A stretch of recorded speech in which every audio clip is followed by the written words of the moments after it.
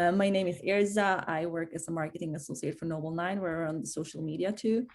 I've been involved in this meetup community since the very beginning, actually. When Kid just started, I just joined the team and then we kept going. Really lucky with a lot of amazing sessions and speakers, and especially amazing organizers. And a few of them have actually spoken at the meetup. So I want to give a huge shout out and thank you to everyone who helps, who works so hard to make this meetup happen.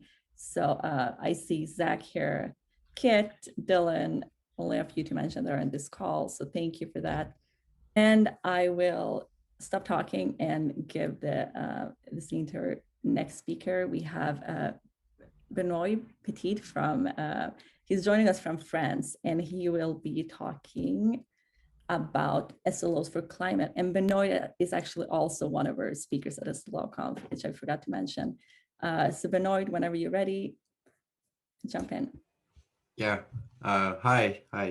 Thanks for having me. I just share my screen then. So yeah, so I'm really happy to be able to do the presentation today, because if you didn't schedule it online, I would never have joined it. So that's great that you have put that meetup online. So thank you for that. And so today I'll speak about SLOs and climate change, so huge topic, and especially how I think that SLOs are a great framework to continuously reduce the climate impact of tech services. So I first briefly introduce myself. So my name is Benoit Petit. You can call me Ben. It's all right. Don't bother with the last part. And I'm a systems and cloud engineer, or at least I've worked as such in several companies. I was pretty happy in my last job, but I left it last year. I think you'll understand why I left it in the next slides. And I left it to create Hublot. And Hublot's mission is to help organizations to measure, understand, and shrink the impact of their tech digital services on the climate and the environment. So today we are all in a video call for this meeting. So as I said, I'm very glad it's like that, because otherwise I wouldn't be here. But it's also very interesting because it means I didn't have to take the plane to join you today. And maybe some of you didn't have to take their car to join the meetup neither. So in that regard, we see that digital services can be an asset to lower the climate change. But I think you are all well aware that digital services are nothing virtual. Everything is based on physical infrastructure, and as every physical activity, it has an impact on the physical world. And if we talk about greenhouse gas emissions that are a major factor of the climate change, the tech industry represents 4% of the greenhouse gas emissions in the world in 2020. When we say 4%, it may seem low, but actually it's equivalent to the emissions of all the planes on the planet. So it's still something. And if we keep the business as usual curve, like today, it may go up to 8% in 2025, which is equivalent to the emissions of all the cars on the planet. So before I go further, how bad is climate change anyway? I won't give you any great demonstration about the climate because I'm not a climatologist, but I just wanted to give one element that's really explicit to me. 2020 has been the warmest year in Europe ever recorded, according to Météo France, which is the organization in France that measures the weather, the climate, and gives predictions. And they also say that if we keep the current curve, the current trend, in 2070, we could have temperatures highs in France up to 50 Celsius degrees, which is equivalent to 90 degrees Fahrenheit, if I did the calculation right. So that's really hot, especially for France, because we don't have very hot temperatures even in the summer usually. And it leads to a lot of problems, as you probably guessed. And one of those problems is that we don't actually know how to grow food in those conditions. So that's a very big situation. That's you understood it. That's why I left my job. There is a lot of work to do. So what could we do about that? So if we look at the work of the IPCC, which is the International Panel of Experts regarding climate change, they say we have to reach global carbon neutrality by 2050 to have a decent future, which means not going too much above the global average of temperature on the planet. But actually, this objective has been released a few years ago, and the more we wait, the sooner we have to reach global carbon neutrality to avoid big consequences. So we are decades late actually, and so let's do it. So how can we reach the carbon neutrality objective? There are three axes actually for that. The first one is to reduce our carbon emissions at the source. And I insist on this one because it's the most important and the most effective way to reach that objective. And after that, there are two other ways that are capturing the emissions after they are already in the atmosphere. And the third one is compensation or offsetting, which is, for example, planting trees to have a positive effect that will cancel some of the negative effects we had. I just want to insist on two things. When you hear about climate action from a lot of organizations, you will often hear that organizations are targeting to be climate neutral in, let's say, 2040 or stuff like that. It's more and more evident in scientific publications that individual carbon neutrality or organizational-wide carbon neutrality is a myth. Like the only carbon neutrality we can reach is a collective carbon neutrality because we are all dependent on each other. For example, when you calculate the carbon emissions of a company, you also have to calculate the carbon emissions of its suppliers, its partners, when they are providing a service or a good to the company, and you can just calculate on your own. So we can only reach global carbon neutrality. It's really important. And the second thing is that a lot of companies are announcing targets and just relying on capture and compensation. And this is not enough. And to visualize that, you can just imagine that we don't have enough room on the earth to plant enough trees to compensate all our emissions if we don't reduce it in the first place. So once we have given the context, what do we have to do as tech workers in the tech industry? So the tech industry should reduce its greenhouse gas emissions by 45% by 2030.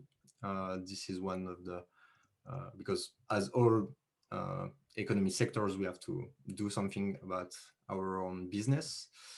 So that's the goal. And how to reach it. So today I'm here to talk about SLOs, and we are getting there.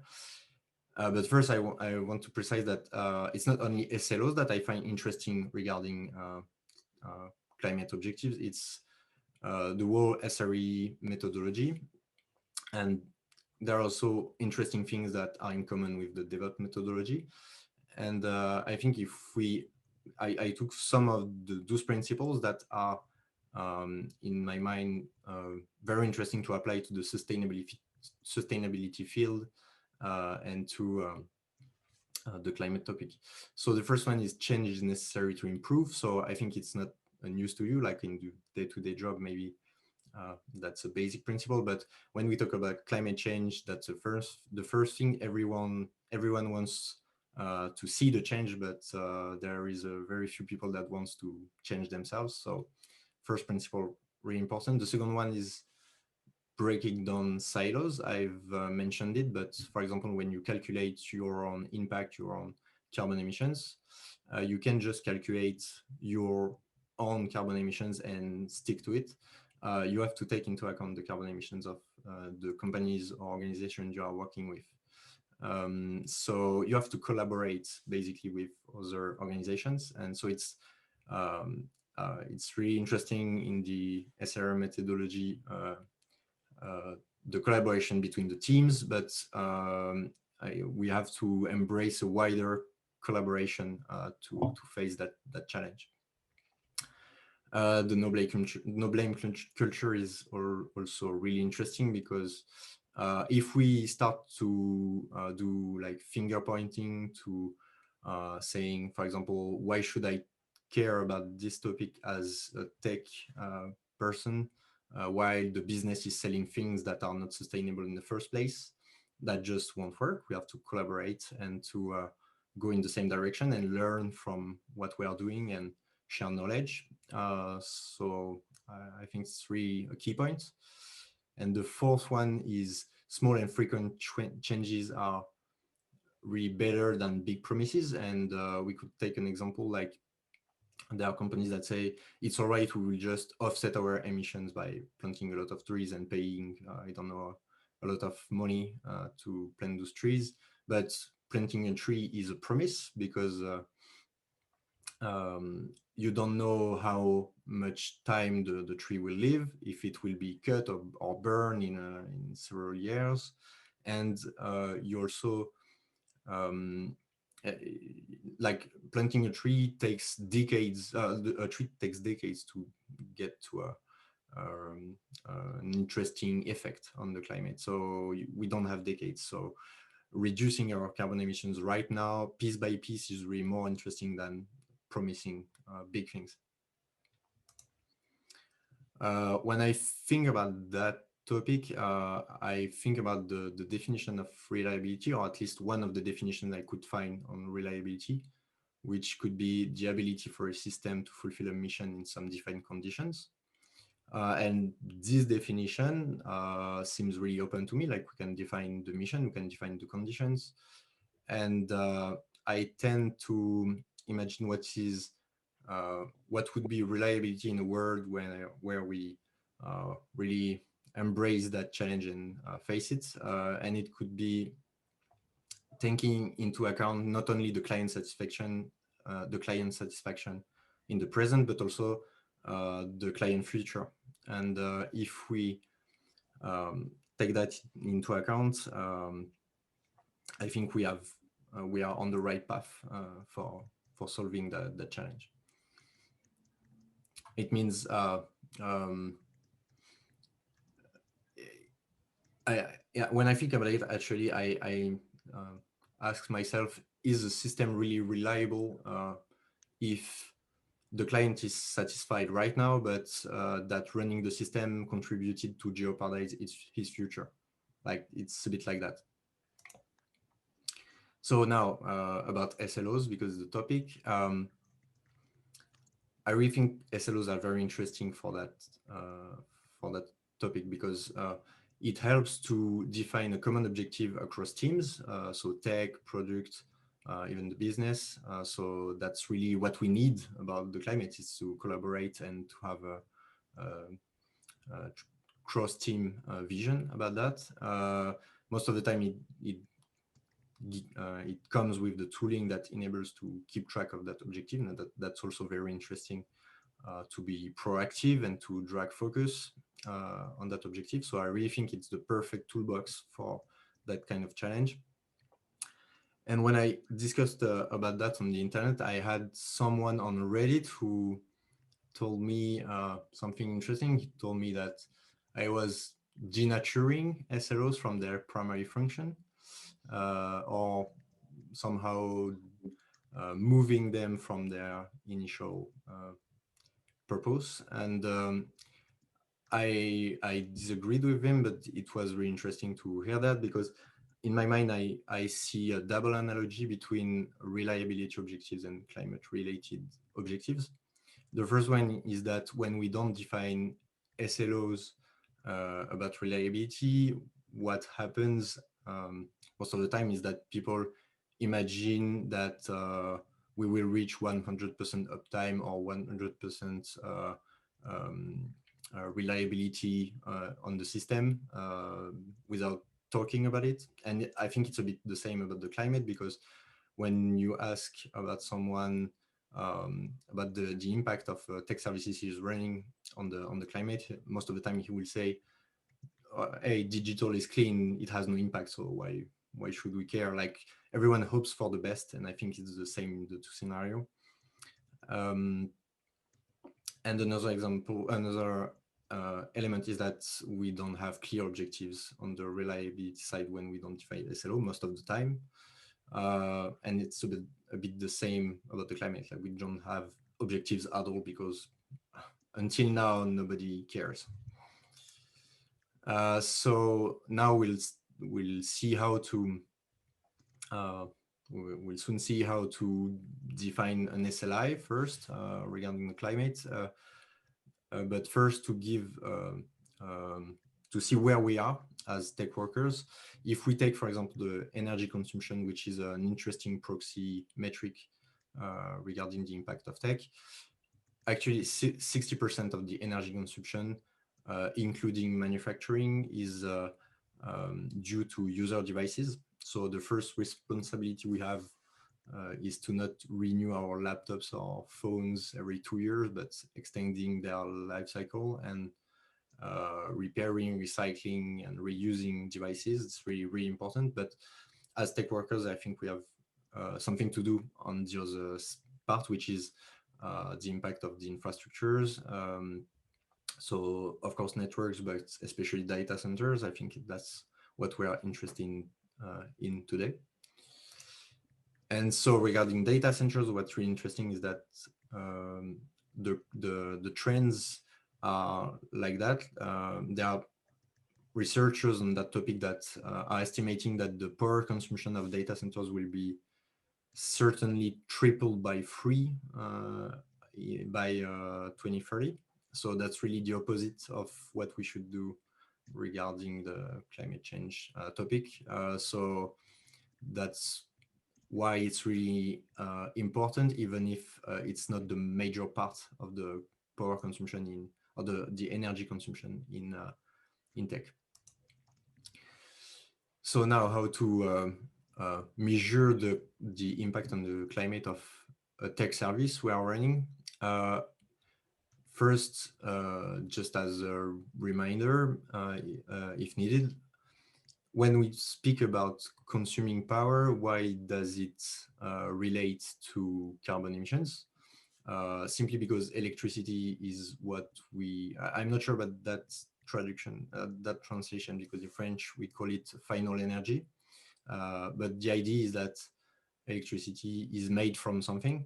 It's not an energy that's available in nature, so you have to produce it from something. And that something is what we call a primary energy, and there are multiple primary energies. There is coal, oil, solar, nuclear power, and so on. And depending on the primary energy source you choose to, or at least you use to produce that electricity, you will emit more or less greenhouse gas emissions. So we need at least 2 informations there. It's a bit more complicated than that, but we can simplify it this way.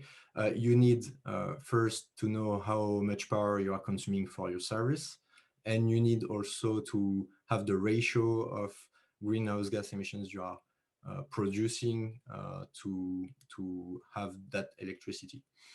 So how do you get those 2 informations? The first, regarding power consumption,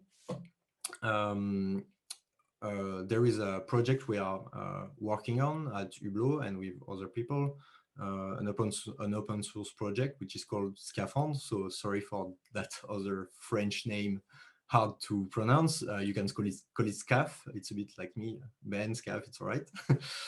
And so that's basically a monitoring agent that you can install on your servers. It will measure the power consumption of the machine, of the services and processes you will have on the machine running. And you can put that in any time series database you want. Actually, today, Prometheus is supported, Warp 10 is supported, Riemann, I don't know if you know Riemann, it's supported too.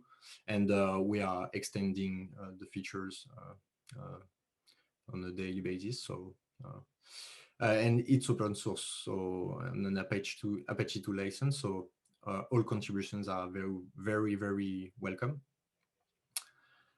So that's with that we can have the first information, which is the power consumption. The second information was what's the carbon intensity of the country where my service is running. So what's the carbon intensity to produce the electricity I need?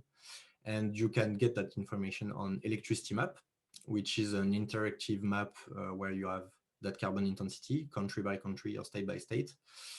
This is partly open source. Like you see that on the map that there are still a lot of gray countries and states.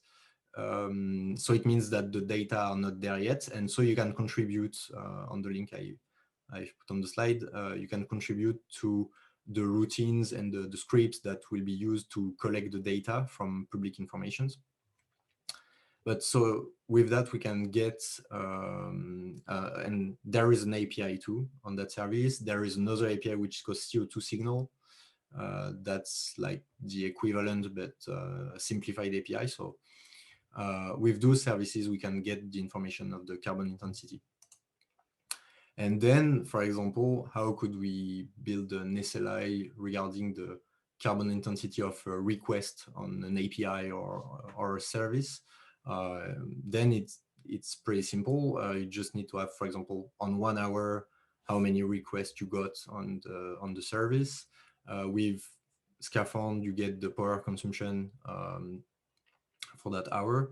Then you have the power consumption per request, and then you apply the carbon intensity ratio, and then you can get the carbon intensity of one request.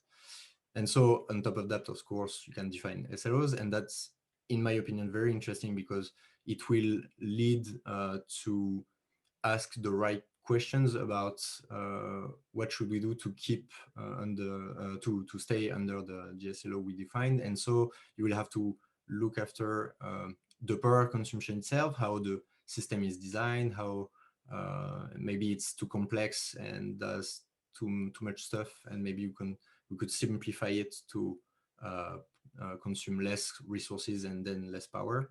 But you could also look at where the service is placed. If it's in a state that has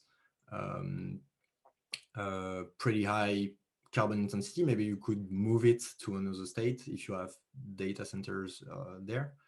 So it leads to many questions that are very interesting, that are all very important regarding the final impact. So that's about it. So thank you very much for your attention. I very enjoyed discussing that topic with you. It's pretty fresh in my mind. That's not something I've experienced yet with clients, but that's the idea. And so, yeah, I'd really love to hear your questions. Yes, please ask questions. We have a dedicated Q&A session by then, but if you have questions now, don't hold on.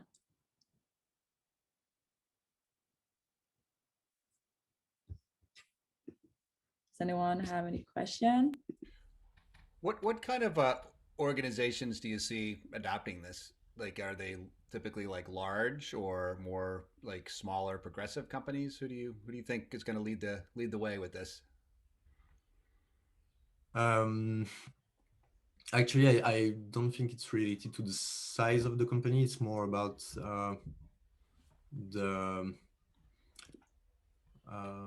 how they see things. Like in France, we have multiple kind of companies that are trying to lead the way on that topic. and there are startups, there are big corporations. It really depends. What I see, but I think it's really specific to maybe Europe, because we have big corporations that are very far from agility or DevOps or SRE or anything. They are like in silos and stuff like that. So they want to do stuff, but it's really slow to take place. So I don't think it's limited to the size of the company. It's more about the positioning, how they want people to see the company is really important.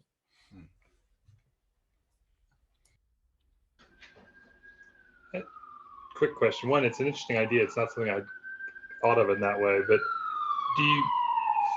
sorry about that. Do you have any plans for how you would monitor and capture some of the information that's not on a host? Like the facilities and lights and, things like that.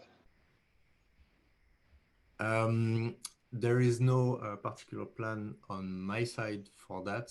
The idea is to say, of course, the data center itself has a responsibility. The company running the data centers has a responsibility, but this is more about providing transparency regarding your own impact okay, when you are renting a rack or buying some cloud services, because normally the companies that are running the data centers, they have access to a lot of information because they basically own the walls and everything. So it's more for clients of those companies that most of the time don't have those informations, and so they usually can't have that kind of policy. Okay, that makes sense. It's actually time for me to present the next speaker, and it's Rob Jahn. I have been mentioning before that Rob was the first speaker we had that did the virtual format last year. It was April 2020. And Rob is back. We're super excited to have him back. Thank you for doing this, Rob. And he will be talking about SLOs and why we still are talking about this. Yeah, I'm Rob Jahn. You can see I'm from Boston. So this is a kind of a virtual group. I'm a technical partner manager at Dynatrace. So within our company, we are an observability platform, works with a lot of major enterprises. And I work closely with ecosystem partners like Noble9, as well as some of our cloud providers and hyperscalers like AWS and Azure. So this topic is definitely front and center for us as a company. So I thought it'd be a little fun to kind of just do a mix of a look back and some of the evolution of what's happened with SLOs and kind of where we're going today, some of our new requirements, which is kind of leading up to, a big growing community as we talked about SLO Conf. A lot of us, it's a big field and growing, and why is that? So just for a little kind of way back machine, I think that actually might have been a picture of me in the back there in the 1990s. But I think back then, if you think we had a lot of people working together physically, not a lot of computers. So what was the level of monitoring systems? It was just, hey, everything looking good? Yep.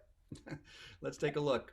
And as we got a little bigger, we started to actually manage things in companies and, Excel, think of Microsoft back in the day, could do everything. So we were reporting things on, monthly, perhaps. That was our management. We started to do that, and that was important to see what was happening in the business, but mainly around these kind of dimensions: availability, patches, break fix. And so, certain companies that are internal IT or perhaps managed service providers, this was kind of the level of SLAs that we were doing, kind of monthly, weekly, just really, kind of high level type of things.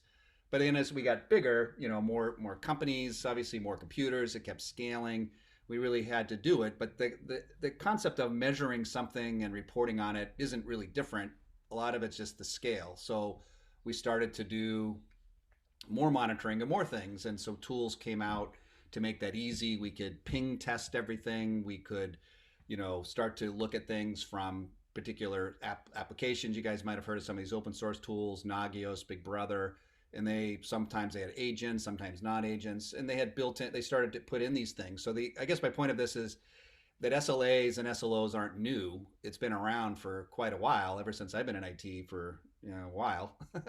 But some of the challenges came, and that's kind of the way these little bubbles are. It was an overwhelming amount of data. So when you had physical servers and you had to build them, they were expensive. So you didn't have a lot of them. But as they became cheaper, and you could buy racks and things become standardized, now you just had a tremendous amount of things, and we started to get these alert overloads. We were collecting a lot of data, and we couldn't even keep up with it, honestly. And so you think about the solutions we did was to start breaking into functional teams. And I think, we started seeing outsourcing of things more, MSPs, and breaking groups into different groups. So application guys may have been in one country, ops people in another area, DBAs in another area. So this has caused more problems and frustrations, not being able to understand really what's the impact. So when something does go wrong, trying to find the root cause, whose area is it, correlating that back to the actual business impact or the end user impact, a real challenge, as we did that. And so this concept, is, kind of came about where, we need to automate and put context to these things. And this thing is something I showed in my last talk with you guys, where we want to define these things in declarative ways, deal with multiple data sources, and ultimately kind of calculate service levels, do things across multiple metrics, and really let the computers do that for us. And so some of those concepts of service levels, we want to do things at the business level, not just the host and the servers and the processes, but really looking at business things from a service level point of view. And now air budgeting has become a new, approach and technique. So being able to say within my allowable amount of downtime or response time issues, use this air budget and an indicator of where I am within my time period to really help drive and better manage that requirement. And so there's a number of tools that are out there, like currently. So I just threw a couple samples out here just as an example. Spinnaker, an open source tool, and they have a component within there called a judge. So they've taken this concept of, I have different data sources, and if you look out on their documentation, there's open source repositories for all this. So different providers of data can fit into this model to collect the data, and then this internal analysis engine will be able to, look at baselines, look at the thresholds, and then automatically, tell you if you're violating these things. So they call it a judge. So this is one of them that's out there. Noble 9, shout out to Noble 9, obviously, there's on the call. So they have taken this, to a real commercial level to, take in a lot of different data sources here through Dynatrace in there, because that's what we're working on, that one. But the idea is that they're normalizing this, putting, a lot of algorithms around the air budgets and the calculations there, and then really tying it into the ecosystem, managing these SLOs, in a GitOps model where, there's traceability of what's happening, and then really, feeding it into the different stakeholders that care about these things. So letting technology, really drive and manage this stuff. So this is, kind of a modern platform that's helping solve it. Another one, you just kind of see my t-shirt. This is pronounced Captain, which is an open source project that Dynatrace is curating and kind of leading. And so similar to some of these other solutions I just described, there's this idea of having a declarative file that can have your indicators codified into something like, an error rate or database calls or JVM calls, and then having another specification of your objectives for make use of those indicators. So I want my SLI for database calls to be plus or minus 2% of each time I run it, or maybe there's a fixed threshold. So this animation kind of shows the idea. So if I had different data sources, I had this as my retrieve value, I can now score each of these things and then maybe come up with an overall passing and fail. And this is what I'm going to demo shortly. But some use cases, whether it's Captain or Noble 9, you can see these things in this notion, which is out there, which you might have heard this buzzword, progressive delivery. So the idea is that we're there's service level objectives you're monitoring in production, and obviously you want to be alerted on those and manage those. But it's really about pushing things earlier in their life cycle and making these types of decisions. There on the right, there's a bunch of them. But basically, it's, are we ready to release this or not? Or if there, maybe they should expand this, but if there was a canary deployment or a blue-green deployment, we want to remediate that, all part of these different concepts and techniques.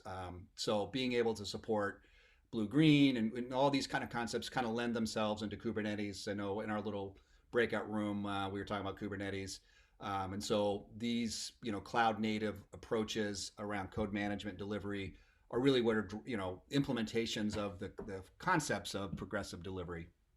And so here's an example of like just visually, I was working with Captain on Atlassian products with Bitbucket pipelines is just one. It could be Jenkins, but the idea is you can push your code out, you can run a performance test, and then use this SLO validation right as part of that stage. And then you can decide, okay, do I want to promote this component, or maybe it's an integration test to go on, and then maybe you push it on, and then you are running in production now. Maybe you run another production check, and then you can maybe roll this back. So if this was a blue-green, you can maybe roll that back. So there's kind of a use case for how that might be used as a quality gate, is what we refer to it in Dynatrace as that term.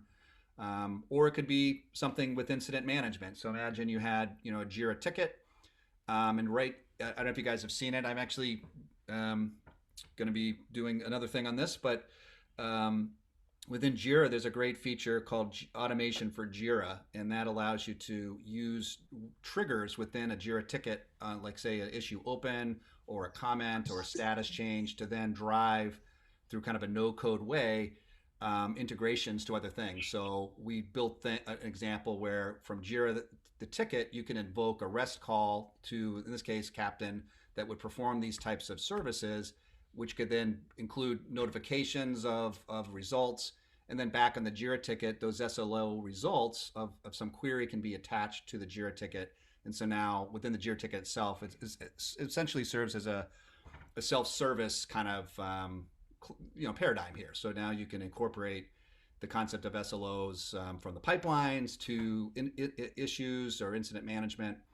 There you go. So let me just show a quick demo just of this Captain thing, so you can maybe see one of these guys in action. So what I'm demoing, and it's pronounced Captain, there's a captain.sh. So Captain does quite a few things, and I'm not going to get into all of this. But what I wanted to show was that concept of the SLO validation, which is a service. So Captain has a concept of separating a control plane that kind of operates requests and events, and then there are listening services that are looking for these events. So what we're going to demo here, I'm going to demo here, is one for the quality gate. And so let me just show where the specific, so they can, I showed previously a slide where the SLO and SLO files can be stored in a YAML-based format, and that is one way to do it. But also, because we built an integration specifically with Dynatrace, and here I am in the Dynatrace web interface of Dynatrace, and this is a custom dashboard. So one of the engineers built this really cool idea. So if I place these metrics, which are now these little tiles and dashboards, and I define my SLO for that particular metric, you can see some things related to hosts, processes. So here, my individual SLIs are defined within the tile itself. And then here, sort of in the subject line, this is my criteria for my overall pass criteria. I want to be a 90% to be a pass, 70% total score to be a warning. And there you go. And then it's going to be looking at these are other arguments. I won't get into the details. But what we're going to do now is just run one of these quality gates. So here I have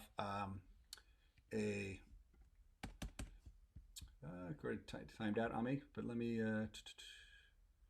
just reset my terminal. So while that's resetting, what I'll do is just show you over in the Captain interface. So Captain itself has a way to visualize these evaluations, and I'll trigger one of these live so you see it actually happens. But what's happening in the visualization, there's a way to register your application. In this case, it's a single service. And now when I ran my kind of pipeline of Captain, if you will, or the workflow of Captain, it went through these series of steps. So let me see if my terminal's back. It is. Let me just get into my box. And I'm going to run so Captain has an API and also a command line utility. So what I'm doing with the command line interface utility is triggering an evaluation for my project called Dynatrace, running a quality gate against this particular service, and I'm looking back for a 30-minute time frame.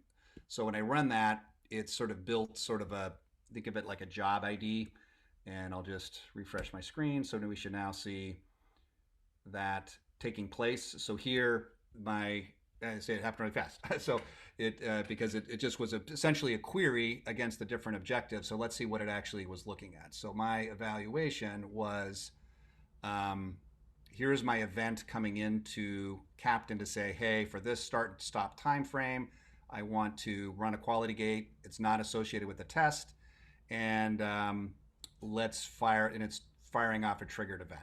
So now when we look at what actually got evaluated, we can open up a chart. And so this is a chart that shows me every time, every little line here represents every time I invoked the quality gate. And so you can see the various SLIs here on the left. Here's all the times I ran it. And if I scroll down, I'm highlighting the one that just ran. And now you can see for these metrics, I got a value. Here's my criteria for passing or failing. Some of them are just informational only, so that's why there's no result. And then it could calculate the score. And so imagine just for demo purposes, let me edit one of these, and let's just say like the host CPU, we'll just kind of manipulate this one, is I want the CPU can't be, it has to be less than 2% CPU, and warning of less than 5% CPU. It's like update, done. So now my dashboard's been updated. Let me go ahead and trigger that same, event evaluation. So I have a new context ID. I go back to Captain Land over here and go back to my project. And you can see it's evaluating right now. And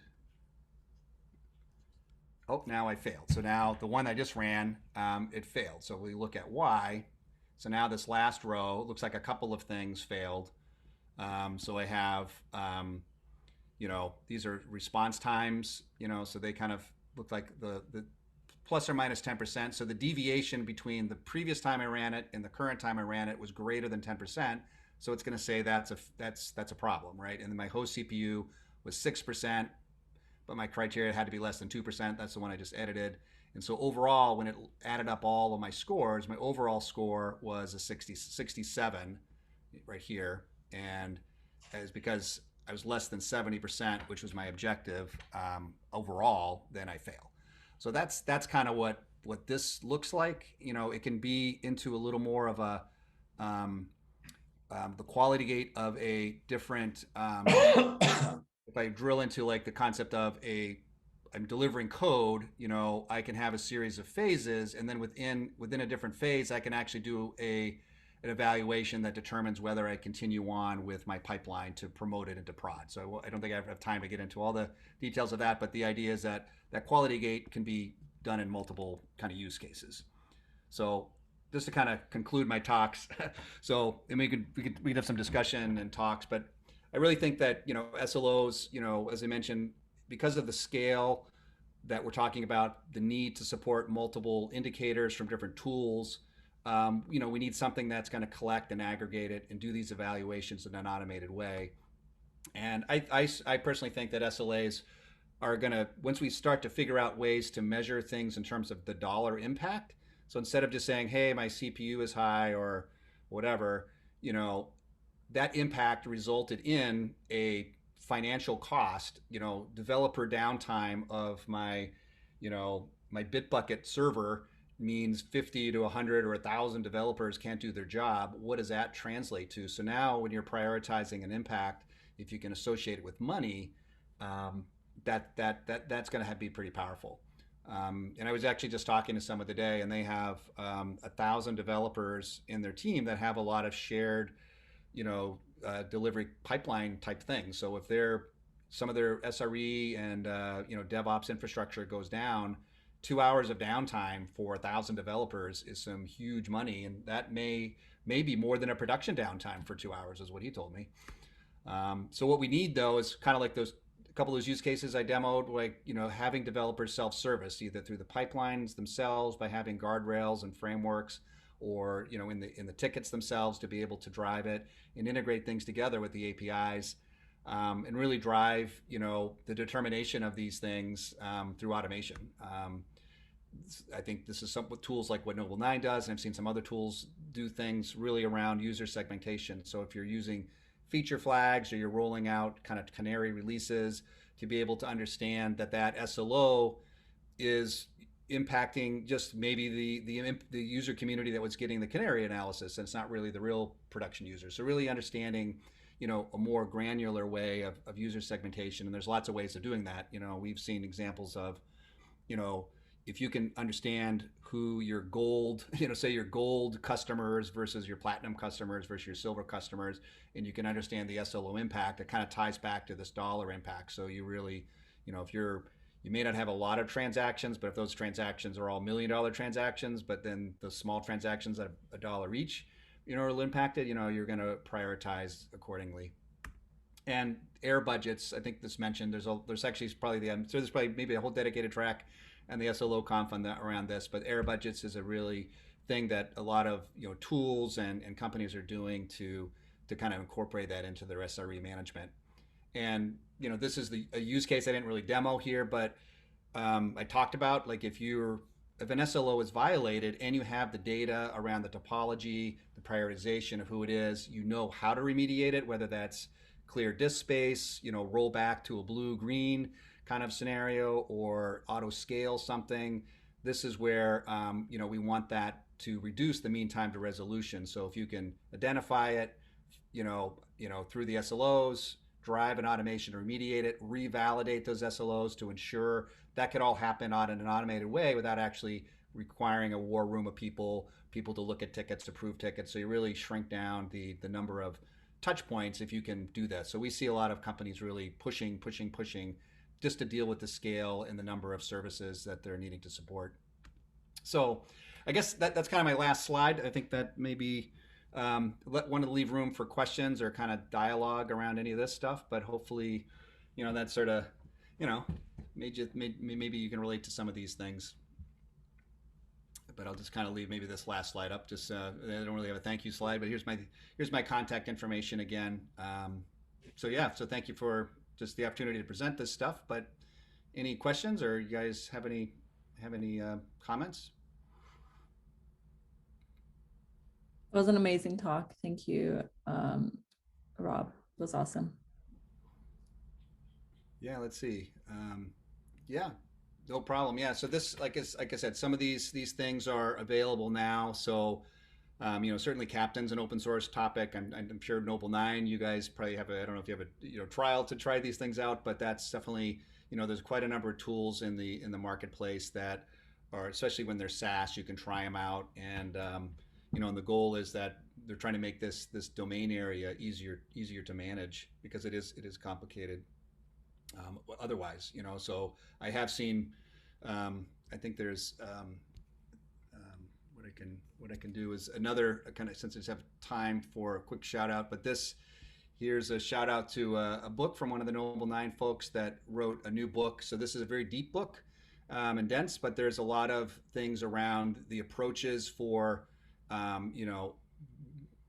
understanding, what you want to analyze, what makes sense to analyze, developing the culture, these feedback loops. And then I said there's a big chapter around these air budgets. So this is a little screen grab from one of the sections. So I found this kind of just new and interesting, the whole concept of that domain area. And there's a lot of materials, as you guys know. I mean, I think one slide, just for sake of time, found a little blog article around choosing your target. So there's so much to analyze. And I think one just sort of message or best practice, I think it's, working as a team that really what do you really want to drive your team, because you can't have hundreds of these things and react in a real way. So it's really picking the right ones, who's actually supporting them, as all these bullets say. And it's a continuous feedback loop to your own team. Like, are they effective? Are they working? Do they need to be refined? And that's an important thing to do, to continuously improve what you're doing. So yeah, so just sake of time, I'll kind of stop there. But yeah, so there's more any more questions? I would be happy to field a couple. I'll just stop sharing.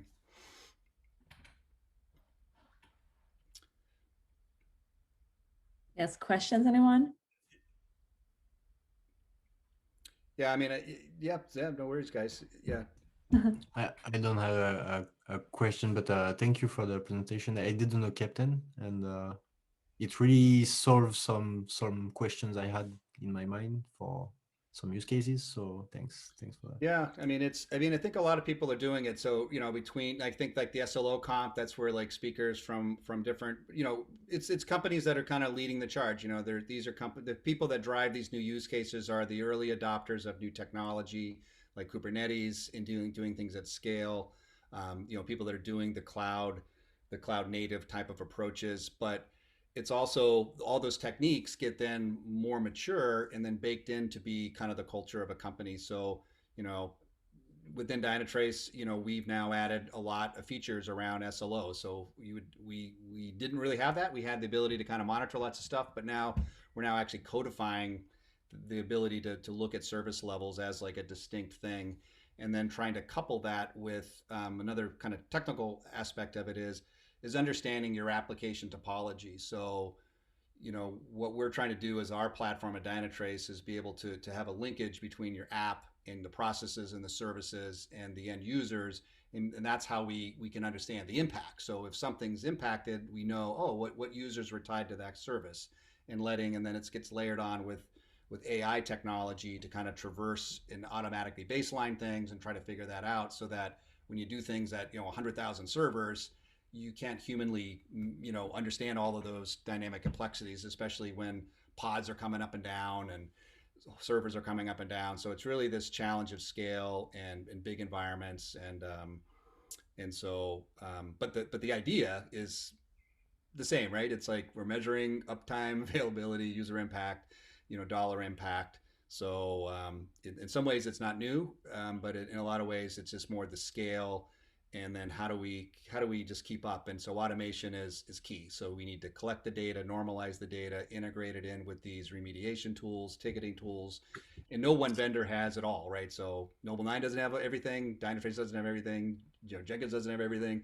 So it's really like, how to, so I think a lot of these things around standardization. So I think the Google SRE handbook, which has been out for a long time, they really had that thought leadership around, that we need to kind of standardize on what is an SLO? What do we agree to what SLO is and SLI is, and what does that mean in air budget? So I think, that's where, there's certain firms that are just really leading the way. And I think this Meetup group is an exciting, community, because all you SREs are out there living and breathing it every day. And, so all the hard work you're doing, drives, features of companies like ours, and hopefully, keeps our jobs, sane day to day as we do our thing. Awesome. That was perfect, Rob. Thank you. And yeah, you're quite welcome.